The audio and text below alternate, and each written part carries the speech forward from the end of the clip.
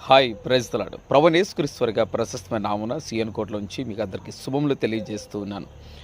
యోబు 8వ అధ్యాయం 7వ వచనంలో చక్కని మాట రాయబడి ఉంది. మొదటి నీ స్థితి కొద్దిగా ఉన్నను తుదకు నీవు మహాభివృద్ధి పొందుదువని. ఎంత చక్కని మాట. మన స్థితి మొదట కొద్దిగా ఉన్నను దేవుడు అంచులంచులుగా ఉన్నత స్థితిలోకి మనల్ని తీసుకొని వెళ్తాడు. గొర్రెలు కాపరిగా ప్రారంభమైనటువంటి దావీదు జీవితం ఒక గాయకుడిగా, అలాగే ఒక సైనికుడిగా, సైన్యాధిపతిగా, గొప్ప రాజుగా దేవుడు ఎంతగా హెచ్చించాడో మనం చూసినట్లయితే ఆశ్చర్యం వేస్తుంది. అలాగే మీ స్థితి ఈరోజు చాలా చిన్నగా, కొద్దిగా, జనుల్లో గుర్తింపు లేని విధముగా కనబడొచ్చేమో, కానీ రేపటి దినము, రేపటి స్థితి నీ ఊహించలేని స్థితిలో దేవుడు నిన్ను ఉంచబోతున్నాడు. కాబట్టి ఈ నేడున్న స్థితిని చూసి నువ్వు దిగులు చెందొద్దు, చింతించొద్దు.